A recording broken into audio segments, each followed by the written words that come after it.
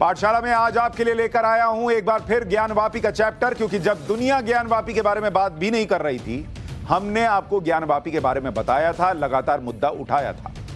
आज आपको बताएंगे 5 मिनट में कैसे बनेगा ज्ञानवापी में मंदिर। वो 5 मिनट क्या होंगे, कैसे होंगे और उससे मंदिर बनेगा कैसे, आज इसके बारे में बताऊंगा। ज्ञानवापी मस्जिद नहीं मंदिर है, इस पर गांधी परिवार के करीबी की गवाही सुनाऊंगा आपको। टीवी पर पहली बार देखिए कि ज्ञानवापी में सर्वे टीम कहां क्या देखने वाली है। इतना ही नहीं, कश्मीर में हिंदुओं की टारगेट किलिंग कब तक होगी, इसका चैप्टर भी खोलूंगा। लेकिन सबसे पहले ज्ञानवापी मस्जिद के सर्वे का चैप्टर।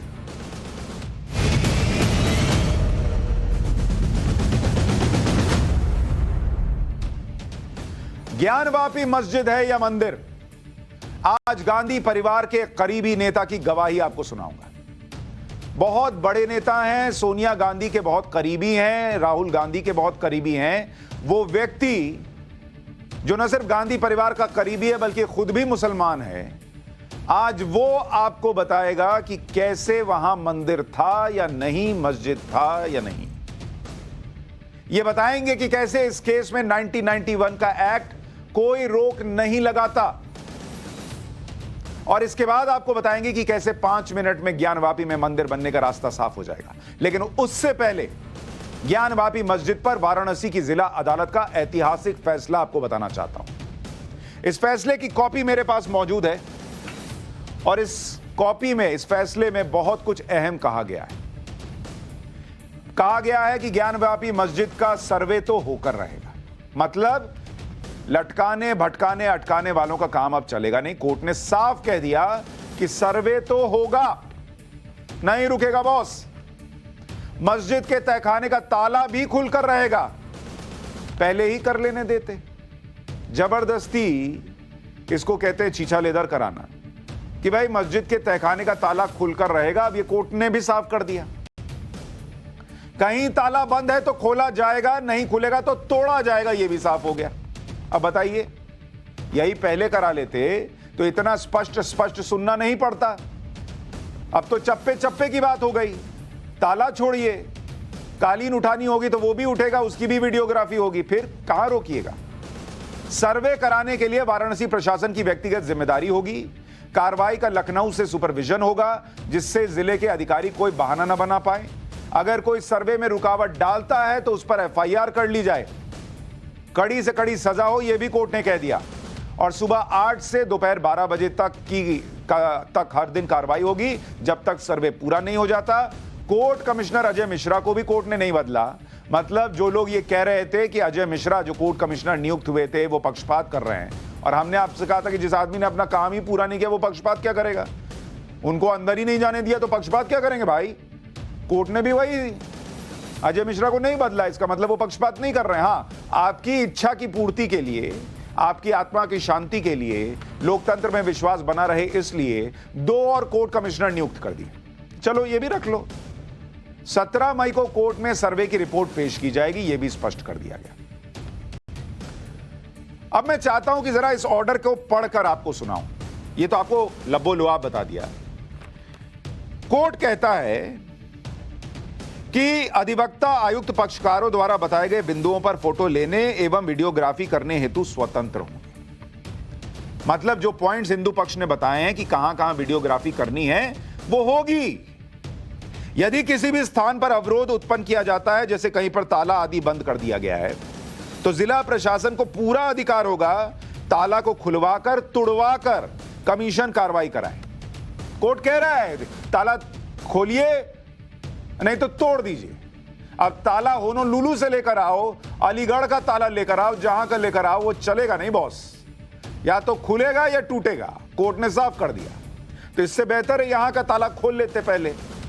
जिला मजिस्ट्रेट वाराणसी एवं पुलिस कमिश्नरेट वाराणसी को आदेश किया जाता है कि कमीशन कार्रवाई संपूर्ण करवाने की व्यक्तिगत जिम्मेदारी उनकी होगी। मतलब किस किस की जिम्मेदारी है, कोर्ट ने यह भी तय कर दिया कि कल को यह ना बोले कि हम, मुझे नहीं पता था सर, इसको करना था, इसको देखना था, सबको पहले बता दिया, यह होगा।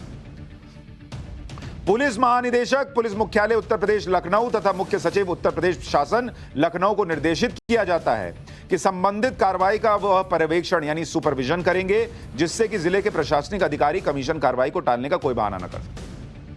तो वहां जिले में प्रशासन के लोगों को तो बोल ही दिया, ऊपर बैठे लोगों को भी बोल दिया कि तुम देखो, ताकि उनकी भी जिम्मेदारी रहे। कोर्ट कल को पूछेगा तो सबसे पूछ लेगा, सबको बताओ, तुम बताओ, तुम बताओ, तुम बताओ, हिसाब हो जाएगा।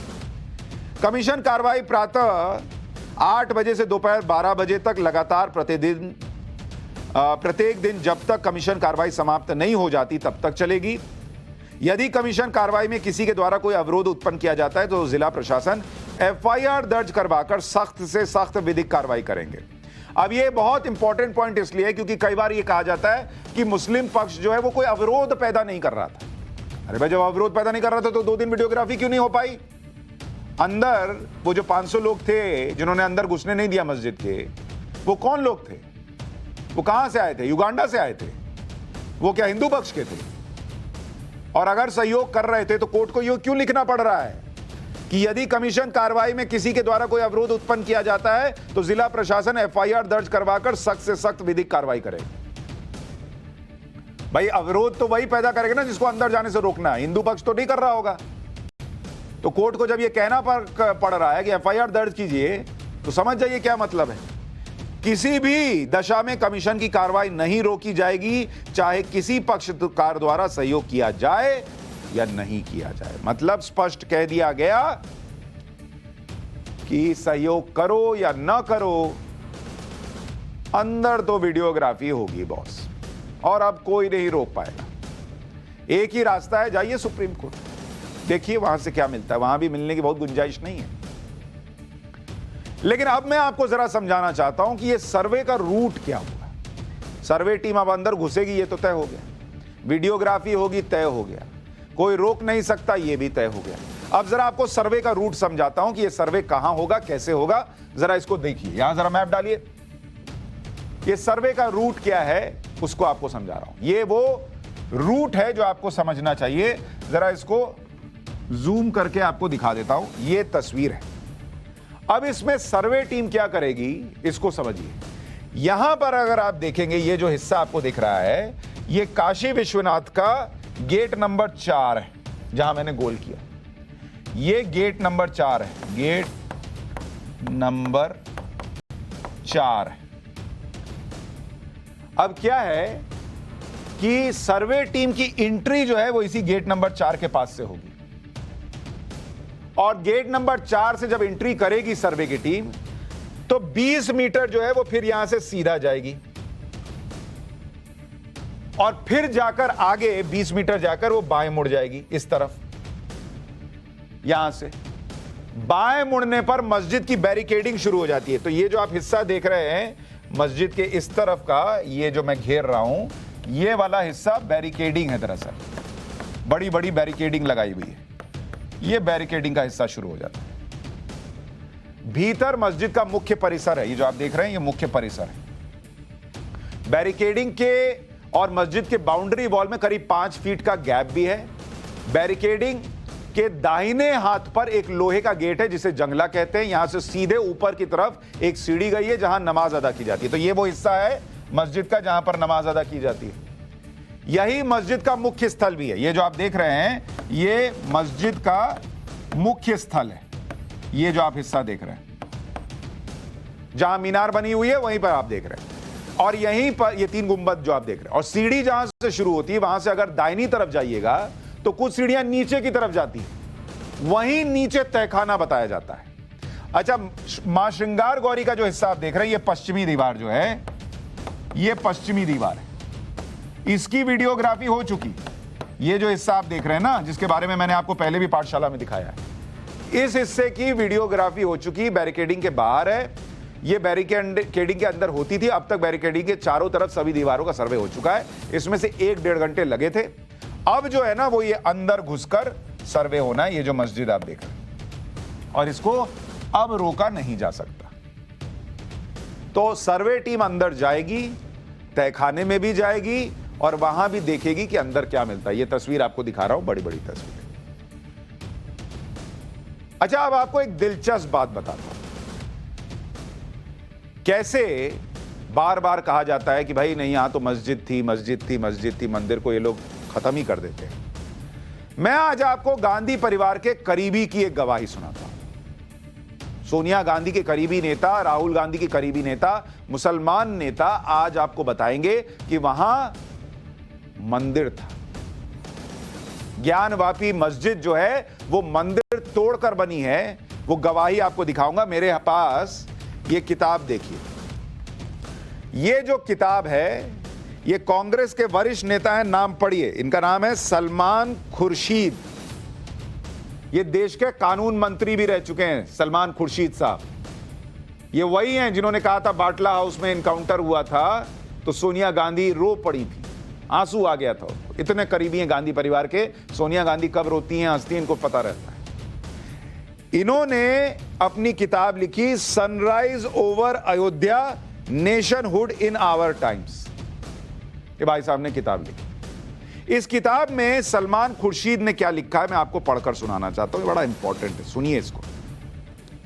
यहां एक चैप्टर है काशी विश्वनाथ टेंपल वाराणसी, ये चैप्टर है।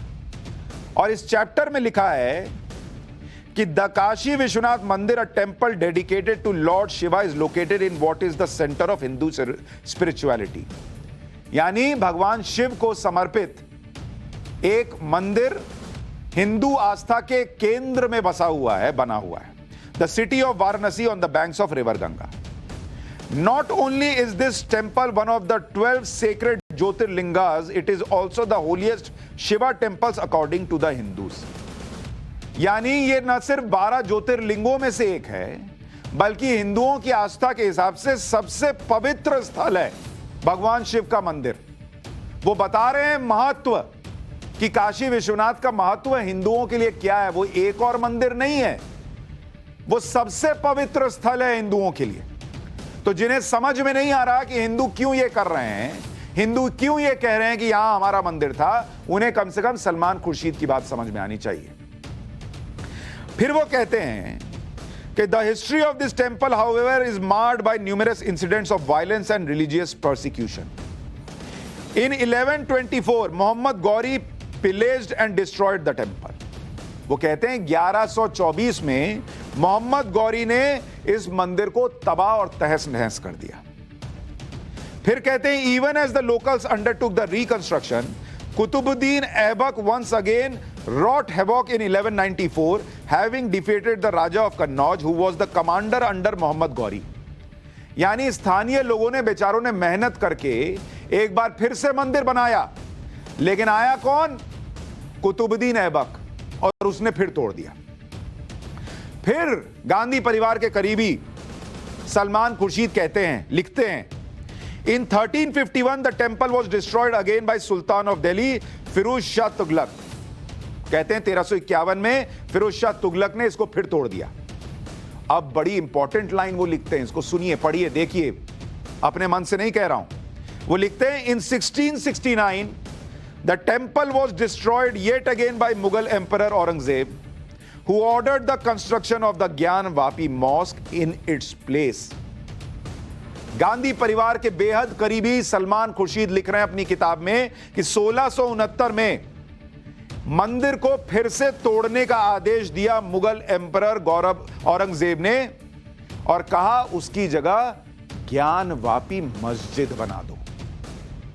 ये कांग्रेस नेता अपनी किताब में लिख रहे हैं कि औरंगजेब ने खुद कहा था ये मंदिर तोड़ो और मस्जिद बनाओ। अगला पन्ना पढ़िए, यहां पेज नंबर 104 में वो लिखते हैं the temple has been mentioned in the Puranas including the Kashi Khanda section of the Skanda Purana. जिस मंदिर को लेकर लड़ाई लड़नी पड़ रही है उसका जिक्र स्कंद पुराण में है।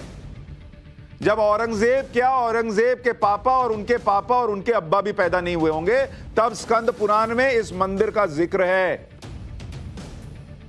कांग्रेस नेता की किताब, जो खुद भी मुसलमान है, इसलिए पढ़कर सुना रहा हूं कि कुछ लोग जो सेक्युलरिज्म का एजेंडा बुलंद करने के लिए एक पार्टी, एक नेता, एक धर्म को ही जिम्मेदार मानते हैं, उनको कम से कम इनकी बात तो समझ में आएगी, हमारी बाकियों की तो नहीं आती। आगे सुनिए, आगे लिखते हैं, in 1669 emperor Aurangzeb destroyed the temple. 1669 में औरंगजेब ने मंदिर को तोड़ दिया, which had been rebuilt during the reign of great grandfather and built the Gyanvapi mosque in its place। पढ़ रहे हैं, सलमान खुर्शीद खुद कह रहे हैं कि औरंगजेब ने तोड़ा 1669 में और उस जगह पर मंदिर को तोड़कर ज्ञानवापी मस्जिद का निर्माण कर दिया। अभी भी लोगों को शक है कि मंदिर के सबूत मिलेंगे, इसकी बात हिंदू पक्ष इतनी मजबूती से क्यों कह रहा है? क्यों वीडियोग्राफी करा लो भाई इसकी बात कह रहा है? खैर, इतना जानने के बाद भी आश्चर्य यह है कि ये लोग 1991 में वर्शिप एक्ट लेकर आ गए थे। आगे लिखते हैं, the remains of the erstwhile temple can be seen in the foundation, the columns and the rear part of the mosque. यानी मंदिर के अंश जो हैं वो आपको मस्जिद के हिस्सों में मिल जाएंगे। आगे एक और बड़ी इंपॉर्टेंट बात लिखते हैं, इसको सुनिए, जो मैं आपसे कह रहा था। एक ट्रस्ट बना 97-98 में। वो कहते हैं, वो ट्रस्ट कहता है कि ज्ञानवापी मस्जिद को उसकी जगह से हटाइए और वहां मंदिर बनाइए। अब वो कहते हैं, क्योंकि बहुत लोग वो 1991 वाला वर्शिप एक्ट लेकर आ जाते हैं। सलमान खुर्शीद अपनी किताब में लिखते हैं, the findings of the Ayodhya judgement particularly on the places of worship act will have direct consequences for this dispute। यानी जब अयोध्या का जजमेंट आया, उसमें सुप्रीम कोर्ट ने जो ऑब्जर्वेशन दी थी, जो जजमेंट में बातें लिखी थी, उसका असर पड़ेगा जब मामला उठेगा ज्ञानवापी का। अब वो क्या बात थी, वो भी मैं आपको बताता हूं। मैं आपसे ऐसे ही नहीं कहता कि पाठशाला में आएंगे तो उस खबर के मास्टर होके निकलेंगे। जो कोई नहीं करता, जो कोई नहीं बताता, वो हम ढूंढ के लाते हैं। बड़ी मेहनत लगती है बॉस। जो वो कह रहे हैं कि भाई सुप्रीम कोर्ट ने जो कहा उसका असर पड़ेगा, जो अयोध्या मामले में कहा गया है, उसके बारे में अब आपको बताता हूं। और अयोध्या जजमेंट में क्या कहा गया, जरा डालिए यहां। अयोध्या जजमेंट को लेकर जो 2010 में इलाहाबाद हाईकोर्ट, माफ कीजिएगा, इलाहाबाद हाईकोर्ट ने जो फैसला किया था, उसमें 84वें पॉइंट में जस्टिस डीवी शर्मा ने कहा था, और इसको पढ़िए। Justice DV Sharma, Allahabad high court, जो पहले का उसके लिए माफी मांग लो। इलाहाबाद हाईकोर्ट ने कहा, The observations made on the Places of Worship Act by Justice D.V. Sharma are contrary to the scheme of the law as they are to the framework of constitutional values। Justice D.V. Sharma observed as follows। वो कहते हैं, Section 9 is very wide। In absence of any ecclesiastical courts, यानी कोई जो हमारे यहां तो कोई शरिया कोर्ट है नहीं, उस तरीके का धार्मिक कोर्ट तो होता नहीं, तो वो कह रहे हैं कि ऐसे धार्मिक कोर्ट के ना होने की वजह से any religious dispute is cognizable. यानी अगर कोई धार्मिक विवाद है तो वो कोर्ट तक जा सकता है, except in a very rare cases where the declaration sought may be what constitutes religious rights. यानी अगर बहुत रेयर केस कि धार्मिक आधार पर उसका क्या हिस्सा है, मतलब मान लीजिए कि आप हवन कर सकते हैं, नहीं कर सकते, अब इसको लेकर कुछ कोई कह दे तो वो अलग बात है, लेकिन उसको छोड़कर, मतलब हवन का एग्जांपल दिया, लेकिन अगर कोई दूसरी बातें हैं तो वो कोर्ट जा सकती हैं। Places of worship special provision act, बहुत ध्यान से सुनिए, places of worship special provision act 1991 does not debar those cases where declaration is sought for a period prior to the act came into force for enforcement of right which was recognized before coming into force of the act। यानी जज साहब ने कहा कि worship act 1991 का उन cases को अदालत तक ले जाने या उन पर लागू नहीं होता जो उस एक्ट के आने के पहले के थे और उसके पहले से वो into force for enforcement of right which was recognise before coming into force, यानी वो उस धर्म के लिए अहम थे। अब ये क्यों ये मामला जो है वो 1991 के एक्ट का प्रभाव छोड़ेगा इस केस पर भी, कि भाई जब ये बताया जा रहा है कि यहां पर इतने सारे सबूत, निशान, और कहा जा रहा है कि हिंदू धर्म से जुड़ा हुआ मसला है और उनके लिए आस्था का परम केंद्र है, तो फिर उस पे 91 का ये एक्ट कैसे लागू होगा? तो पहले तो अगर अंदर वीडियोग्राफी में चीजें मिल गई तो फिर ये 91 का एक्ट लागू होगा या नहीं होगा, इसको लेकर भी संशय पैदा होता है। काशी पर वाराणसी की जिला अदालत का फैसला आपने देख लिया। आपको यह भी बता देता हूं कि 5 मिनट में यह फैसला कैसे जो मंदिर बनने का रास्ता है वो बन सकता है। अच्छा, वो बताऊं कि 5 मिनट में मंदिर का रास्ता कैसे बनेगा, मंदिर बनने का रास्ता कैसे निकल आएगा, उससे पहले हमारे साथ इस मामले के मुख्य पैरोकार हरिशंकर जैन जी जुड़ गए हैं। सर, बहुत बहुत नमस्कार आपको, बहुत बहुत स्वागत टाइम्स नाउ नव भारत पर आपका। एक तो बड़ा दिन है आप लोगों के लिए कि जो आप लोग चाह रहे थे वो अब होने जा रहा है, कम से कम अंदर वीडियोग्राफी हो पाएगी। लेकिन क्या अभी भी कोई मन में संशय है कि ये लोग सुप्रीम कोर्ट चले जाएं, हाई कोर्ट चले जाएं और इस वीडियोग्राफी को रोक दें? ऐसा हो सकता है क्या? देखिए, सुप्रीम कोर्ट जाने के लिए, हाई कोर्ट जाने के लिए, या कोई भी जो अपीलेट फोरम या रिवीजन का फोरम हो, कोई भी जाने के लिए स्वतंत्र है। पर मुझे पक्का विश्वास है कि किसी भी हालत में कमीशन रुकने वाला नहीं है, क्योंकि आप लोगों को बता दूं, आपको मालूम भी है कि जो अभी आदेश हुआ था इसके खिलाफ ये हाईकोर्ट गए थे और हाईकोर्ट में 21 अप्रैल को वो आदेश कंफर्म हो गया। हाईकोर्ट ने लिखा है कि यह मुआयना होना जरूरी है और मुआयना होने के बाद तभी आगे को कोई फैसला हो सकता है। इन्होंने दरखास्त दिया था कि प्लेसेस ऑफ वर्शिप एक्ट का मामला पहले डिसाइड कर दिया है।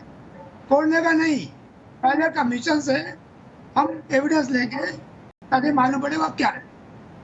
हाई कोर्ट ने कहा सही है, इसके बाद उस एप्लीकेशन का फैसला होना चाहिए। तो एप्लीकेशन तो पेंडिंग है अभी। सर्वे से ऐसा नहीं है कि पूरा केस हम जीते जा रहे हैं या वो जीते जा रहे हैं, ऐसा कुछ नहीं है। सर्वे से सच्चाई आएगी सामने, जिस सच्चाई से ये रूबरू होना नहीं चाहते हैं। यानी आप कह रहे हैं कि अब कुछ भी हो जाए, सर्वे तो रुकने से रहा, सर्वे तो होकर रहेगा, ये तो तय। अब मुझे एक बात बताइए सर, क्योंकि आप उस दिन सर्वे वाली टीम के साथ वहां पर थे मौजूद, उस दिन आपने क्या क्या देखा था जो आपको लगा कि मस्जिद के उस हिस्से में आपको मंदिर के सबूत के तौर पर नजर आया, और अंदर जब जाएंगे तो क्या क्या दिख सकता है, आपको क्या क्या उम्मीद है? देखिए, अंदर के बारे में मुझे बहुत सी विश्वस्त सूत्रों से जानकारियां हैं जो कि आज मैं डिस्क्लोज नहीं करूंगा। जितना अभी तक कमीशन हुआ है जो बाहरी हिस्से पर मां श्रृंगार गौरी का जो स्थान है, जहाँ जिसको गेट कहते हैं, पुराना गेट था, जो मां श्रृंगार गौरी की जहाँ पूजा होती थी केवल नोशनल, उस और वो बाड़े जो बैरिकेडिंग है उससे बाहर है, वहाँ पर जो बना हुआ है प्लिंथ, उस प्लिंथ से साबित होता है कि उस पर कोई मंदिर या कोई ढांचा खड़ा था। ठीक उसके सामने एक दीवार है, आधी टूटी हुई है, और टूटी हुई दीवार साफ साफ एक मंदिर की दीवार नजर आती है, और उस दीवार के ऊपर ही जो इनका गुंबद है वो रखा हुआ है, और दीवार पूरी टूटी नहीं, यानी करीब 10 फीट 12 फीट तो दीवार जो आधी टूटी हालत में आज भी खड़ी है, और दीवार में बहुत कुछ है। इसके बाद है तहखाना। तहखाने में 1990-91 तक पूजा हुई है, और जब मुलायम सिंह की सरकार थी तो हिंदू मान को बाहर कर दिया गया और वहां ताला लगा दिया गया। 1996 में एक कमीशन गया, उस कमीशन ने सर्वे किया और वहां जगह जगह पाया कि हिंदू मूर्ति और चीजें रखी हुई हैं। अब के जो कमीशन जाएगा तो देखा जाएगा कि जो पिछली बार लिखा हुआ था वो बचा हुआ है कि हटा दिया गया है। बहुत सीरियस सवाल है। और तय खाना उस समय नहीं खोला गया 96 में, आगे ताली नहीं मिलती है। पता नहीं क्यों वो सूट बार में परसों नहीं किया गया और वो वापस ले लिया गया या अदम पैरवी में चला गया। परंतु जो रिपोर्ट है वो ऑन रिकॉर्ड है और रिपोर्ट में साबित है कि तहखाना है और तहखाने की ताली उस समय शासन के पास थी। तो ये आप कह रहे हैं सर कि पहली बार तहखाने के अंदर कमीशन जाएगा। पिछली बार जो गया उसने सबूत देखे लेकिन वो तहखाने के अंदर नहीं जा पाया। इस बार आप लोग तहखाने के अंदर जाएंगे। मुझे ये बताइए, आपके जो सूत्र बता रहे हैं कि अंदर क्या क्या है वो आपको उन्होंने बताया है, आप ये ना बताएं कि अंदर क्या क्या है, लेकिन क्या वो ये बता रहे हैं कि 100% तहखाने के अंदर मंदिर के हिंदू धर्म के सबूत मिलेंगे? बिल्कुल, इसमें कोई शक नहीं है। 100% तहखाना है और तहखाने के अंदर एक तहखाना है। अंदर तहखाने के अंदर तहखाना है। और एक चीज और बतला दूं कि तहखाने में एक हिस्सा जो 2 हिस्सों में तहखाना है। आधा हिस्सा मुस्लिम कब्जे में है और आधा हिस्सा हिंदू कब्जे में है। और वो हिंदू वहां तक 1990-91 में पूजा होती थी। सोमनाथ व्यास जी पुजारी थे। अभी मैं रिपीट कर रहा हूँ, 91 में मुलायम सिंह सरकार द्वारा उसमें ताला डलवा दिया और ताली शासन ने अपने पास रखी। 96 के रिपोर्ट में लिखा है कि यह ताला नहीं खोला गया तो शासन ने चाबी नहीं दी, लिखा हुआ है।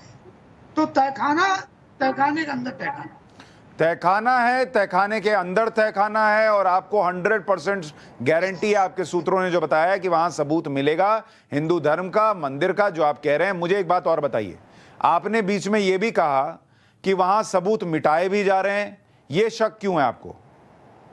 ये शक इसलिए है, शक इसलिए हो सकता है, मैंने ये नहीं कहा। मैं ये कह रहा हूं कि 1996 के रिपोर्ट में जो मंदिर के स्थान लिखे हैं, जो देवी देवता उसमें लिखे हैं, उनको हमें देखना पड़ेगा कि उनकी आज की पोजीशन क्या है। क्या ऐसा तो नहीं है कि कुछ गड़बड़ किया गया हो? तो मुझे शक होता है, मन में कुछ वजह है जिसकी वजह शक है। और जो देरी हो रही है, जो देरी की जा रही है, तो उनको ही मालूम है कि यहाँ पर बहाना होगा। और जो देरी की जा रही है इसके पीछे भी बहुत बड़े कारण, तो बहुत से काम किए गए हैं। अब वो जब बहाना होगा सब सामने आएगा। एक चीज और बताइए सर, अब आपके शक को बिना माने या दूसरा पक्ष जो है कि भाई वहां कुछ है ही नहीं उसको बिना माने, अंदर अगर कुछ नहीं मिला फिर?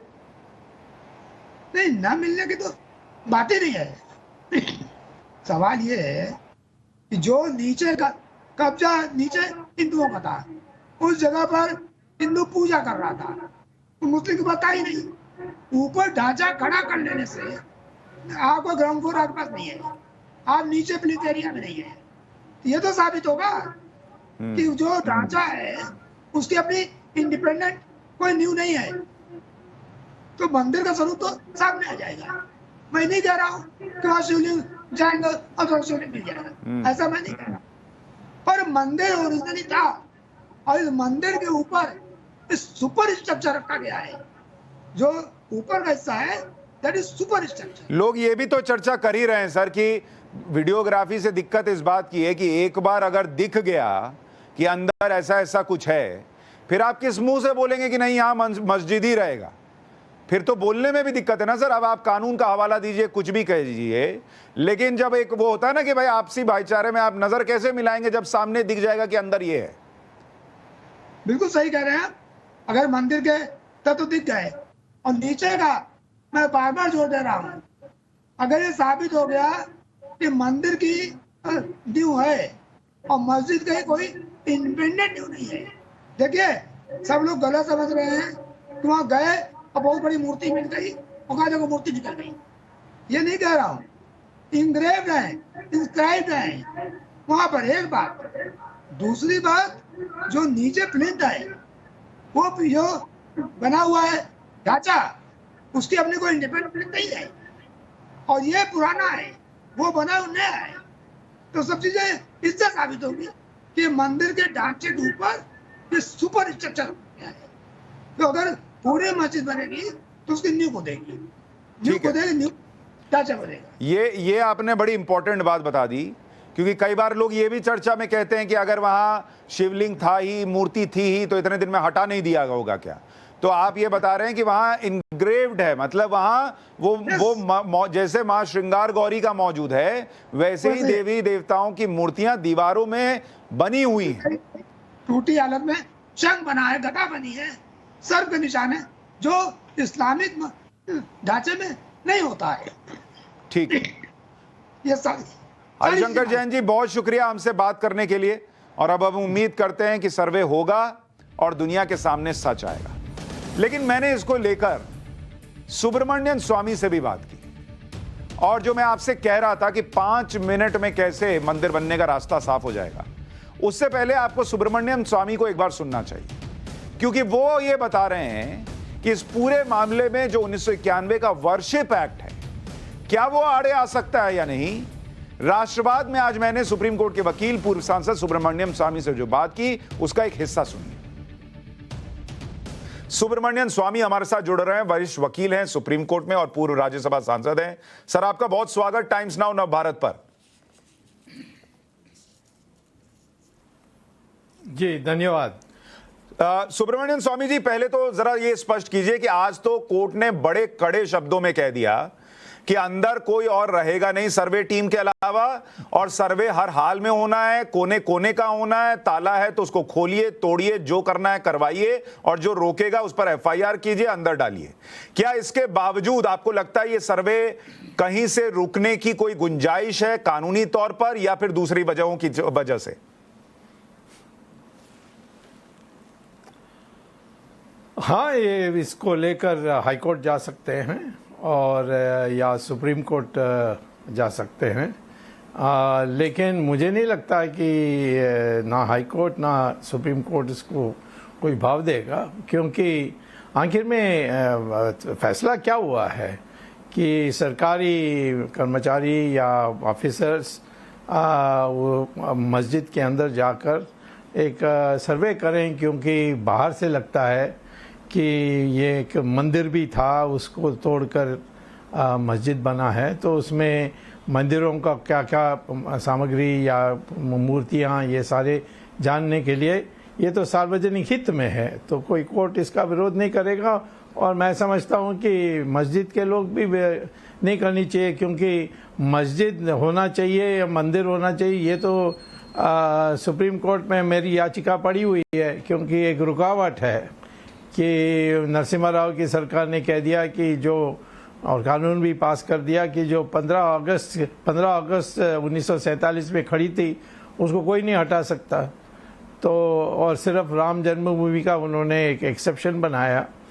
लेकिन मैं ये समझता हूँ कि हमारे देश में जो बाकी काम है वो है कृष्ण जन्मभूमि और काशी विश्वनाथ ज्ञानव्यापी मंदिर, क्योंकि इन दोनों में भगवान ने सीधा हस्तक्षेप किया। जहाँ राम मंदिर पर हमने जोर क्यों दिया, राम वहाँ पैदा हुए, कहीं और नहीं पैदा हुए, तो एक ही जगह है जहाँ हम राम की पूजा कर सकते हैं, बाला राम बाबा या राम लाला, उनका हम एक ही जगह में कर सकते हैं। इसीलिए उसमें हम जिद्दें, पहले मंदिर था ये भी सिद्ध हो गया था, तो इसीलिए इसी प्रकार से कृष्ण जन्मभूमि का भी वही है। और तीसरा, कृष्ण शिव भगवान खुद आए, उन्होंने ज्योतिर्लिंग से उन्होंने एक मूर्ति खड़ा की, और फिर ज्ञान वापी माने जहाँ जो जिसको अंग्रेजी में वेल कहते हैं, वहाँ उनके बगल में उन्होंने पार्वती को शिक्षा दी, और ये सारे हमारे लिए एक पवित्र और पुनीत और श्रद्धा। सुब्रमण्यम स्वामी साहब, ये बताइए, आप कह रहे हैं और कि वहां शिव खुद आए, उन्होंने ज्ञानवापी यानी ज्ञान के कुंड की स्थापना की, पार्वती जी को शिक्षा दी, ये सारी बातें हिंदू धर्म में निहित हैं। क्या अंदर आपको लगता है अब जब सर्वे होगा, वीडियोग्राफी होगी, आपको 100% यकीन है या उम्मीद है कि अंदर से सबूत मिल जाएंगे मंदिर के? मुझे इसके मंदिर के सबूत है कि नहीं, इससे कोई फ़र्क नहीं पड़ता है, क्योंकि औरंगज़ेब का फरमान है, उसके पहले सिकंदर लोदी का फरमान है, और इसी प्रकार से उसके पहले जो कुतुबुद्दीन थे, जो और बादशाहों के इशारे पर आए थे, जैसे जो मोहम्मद गजनी और गौरी, तो ये सब ने इस काशी विश्वनाथ मंदिर को तो 2 बार तोड़ा था और औरंगज़ेब ने तीसरी बार तोड़ा था। फ़र्क इतना था कि 2 बार तोड़कर चले गए थे, हमारे हिंदुओं ने दोबारा आकर उसको बनाया। तो औरंगज़ेब ने कहा कि यहीं जहाँ मंदिर है वहीं बनाने से ये दोबारा हिंदू बना नहीं सके, और ये इस्लाम के खिलाफ है, इस्लाम के सिद्धांत के खिलाफ है। जहाँ कहीं दूसरे रिलीजन के जो कोई भी स्तंभ है उसको तोड़ सकते हैं, परंतु उस पर मस्जिद नहीं बना सकते। नहीं, लेकिन सुब्रमण्यम स्वामी जी, आप कह रहे हैं अंदर सबूत मिले ना मिले फर्क नहीं पड़ता, इतिहास में चूंकि दर्ज है तो वहां मंदिर बनना चाहिए। हाँ, तो फिर लोग ये पूछेंगे फिर वीडियोग्राफी की जरूरत क्या है? इतिहास के पन्नों में सब दर्ज है ही, तो इस वीडियोग्राफी की फिर जरूरत क्या है? अब क्योंकि आज और मंदिर बनाने के टाइम जब आएगी, उसके बीच में उसको हड़प ना कर लें, उसको तोड़ ना दें, उसको फेंक ना दें, क्योंकि इतनी दिलचस्पी हो गई सब में, तो यही है। अभी इसकी गिनती रखने की आवश्यकता है। मुझे एक चीज और बताइए, अगर मंदिर के सबूत मिल भी गए, बार बार जिक्र होता है 91 के वर्शिप एक्ट का, जिसको लेकर आप लड़ाई लड़ रहे हैं सुप्रीम कोर्ट में, क्या वो एक्ट आड़े आ सकता है मंदिर के सबूत मिलने के बावजूद मंदिर के बनने में, या कोई और रास्ता भी होगा? नहीं, उस एक्ट को तो हटाना चाहिए, या आपके जो वाराणसी के जो संसद सदस्य हैं और प्रधानमंत्री हैं नरेंद्र मोदी, उस एक्ट को वापस ले सकते हैं और कह सकते हैं कि ये जो नरसिम्हा राव की सरकार ने जो लाई है उसको हम वापस ले रहे हैं, तो फिर तो रास्ता साफ। या मैं सुप्रीम कोर्ट में जो मेरी याचिका पड़ी है उसमें मैं कह दूं ये कि हमारे संविधान के विरुद्ध में है, और मैं सिद्ध भी कर दूंगा, मुझे विश्वास है, तो फिर वो चली जाएगी। तो मेरे में तो टाइम लगेगी, नरेंद्र मोदी यानी मन लगाएंगे तो इसको 5 मिनट में हटा सकते हैं। आपने एक और रास्ता सुझाया था कि आर्टिकल 300A भी है, जिसके तहत सरकार या स्टेट जो है वो जमीन का अधिग्रहण कर सकती है। क्या वो भी एक रास्ता हो सकता है? बिना 91 वर्शिप एक्ट में घुसे हुए इस जमीन को लिया जा सकता है क्या, अगर मंदिर के सबूत मिलते हैं? नहीं, देखिए, अभी जो मस्जिद बनी है उसको हम, ये जो एक्ट बनी है नरसिम्हा राव के सरकार के काल में, उस कारण से उसको हटा नहीं सकते। तो हम कुछ भी करें उसको नहीं हटा सकते, उसका नष्ट नहीं कर सकते। तो वो एक्ट, उसको मैं हमारे संविधान के विरुद्ध में है ये कहकर उसको रद्द करने के लिए मेरा याचिका है। तो आप कह रहे हैं याचिका में लेकिन वक्त लग सकता है, अगर सरकार चाहे तो जल्दी कर सकती है और ये काम हो सकता है। बहुत शुक्रिया सुब्रमण्यन स्वामी साहब हमारे साथ जुड़ने के लिए आपका।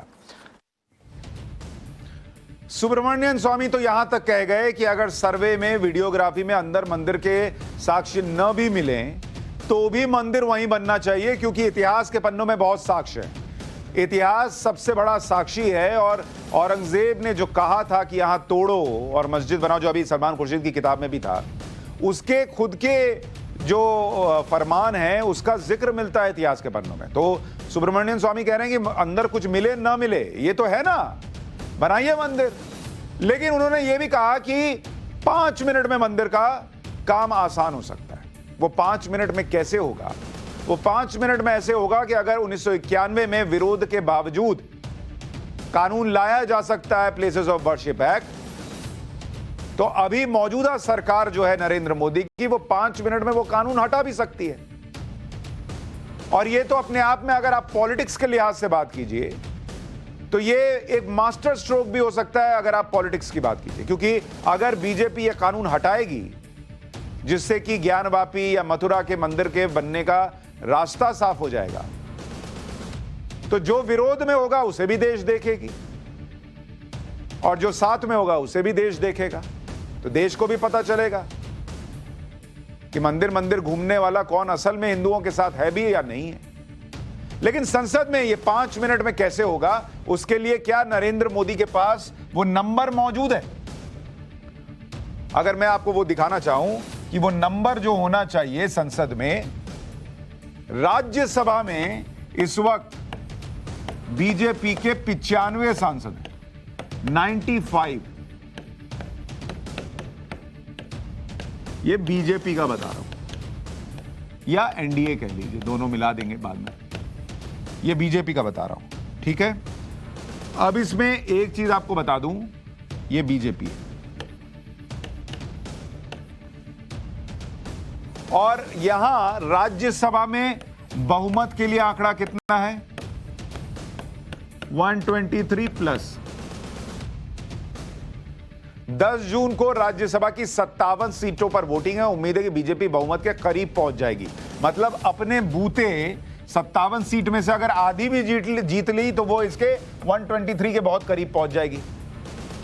लेकिन अगर आप एनडीए प्लस की बात कीजिएगा तो वो 100 के पार है और कई बार भाई और लोग भी मैनेज किए जाते हैं। तो 123 राज्यसभा में आज की तारीख में बीजेपी के लिए बहुत मुश्किल नहीं। अब अगर आप लोकसभा देखेंगे तो लोकसभा में बीजेपी के कितने सांसद हैं? 301। और यहां बहुमत का आंकड़ा कितना बैठता है? 272, 272 प्लस। तो राज्यसभा में भी बीजेपी आंकड़े से बहुत दूर नहीं है, लोकसभा में भी आंकड़े से बहुत दूर नहीं है। और ऐसे में अगर नरेंद्र मोदी सरकार चाहे तो 1991 का वो वर्शिप एक्ट जो देश के माथे पर कलंक है, और कलंक इसलिए कह रहा हूं क्योंकि एक ऐसा एक्ट है जो कहता है कि आप अपने अधिकारों की लड़ाई कोर्ट नहीं ले जा सकते, जो इस देश के हिंदुओं के साथ खास तौर पर सबसे बड़ा विश्वासघात है, उस कानून को 5 मिनट में हटाया जा सकता है। नंबर मौजूद है बीजेपी के पास। और बीजेपी के पास की वो और लोग भी जो कहते हैं आजकल तो सब मंदिर मंदिर घूमते हैं, वो भी कहां जाएंगे जरा देखा जाएगा। पाठशाला में अब कश्मीरी हिंदुओं का चैप्टर, जिनकी टारगेट किलिंग रुक नहीं रही है।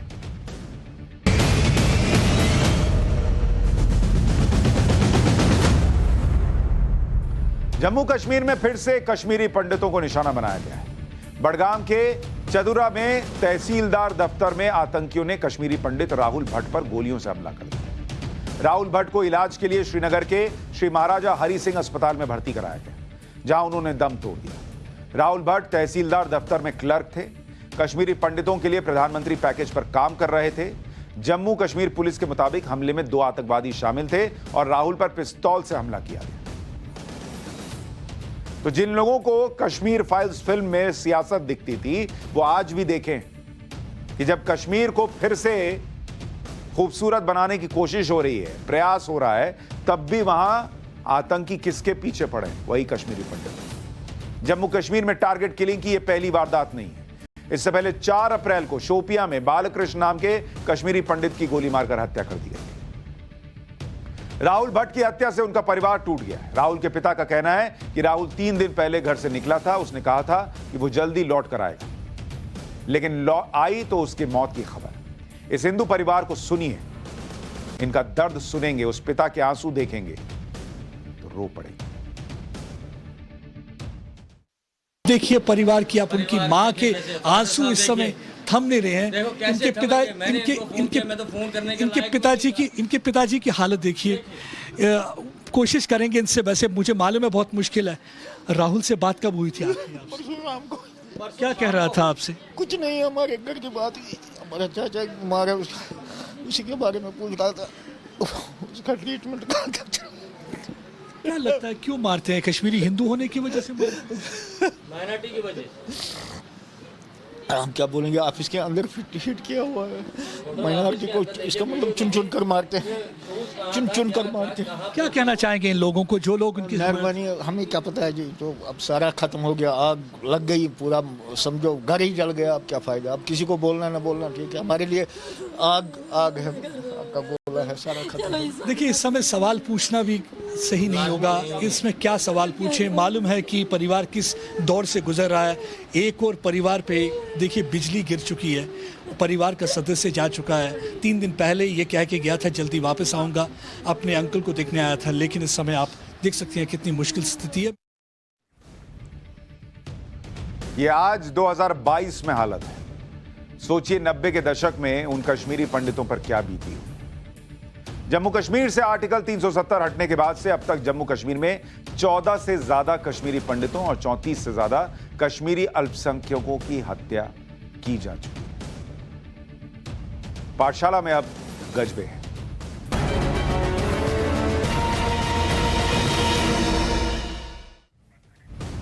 सोशल मीडिया के दौर में वायरल होने की सनक में इंसान क्या क्या कर देता है। एक तस्वीर आपको दिखाता हूं। यह गाजियाबाद के राजनगर एलिवेटेड रोड का वीडियो है, जहां एक लड़का कार के पीछे यानी डिक्की के ऊपर हाथ में लाठी लेकर बैठा हुआ है। यह हवा में लाठी लहरा रहा है, स्टाइल में अपने बाल संवार रहा है। भाई साहब सोशल मीडिया के लिए रील बना रहे थे, एकदम बाहुबली स्टाइल में खुद को पेश करना चाहते थे। जिस कार पर यह लड़का बैठा है उसके दाएं बाएं 2 कार और चल रही है। सोशल मीडिया पर लाइक और व्यूज के लिए अपनी जान की इन्हें परवाह नहीं। यहां तक ठीक था, लेकिन जैसे ही गाजियाबाद पुलिस की नजर इस वीडियो पर पड़ी, पुलिस ने जांच शुरू की। 10 दिनों में गाजियाबाद पुलिस ने इस तरह के स्टंट दिखाने के मामले में 4 लोगों के चालान काटे। तो भैया अगर इतना शौक है वायरल होने का तो कुछ ढंग का काम करो। गाड़ी के पीछे बैठ के वीडियो बना रहे हो, कहीं फोटो ना बन जाओ दीवार पे लटकने वाली।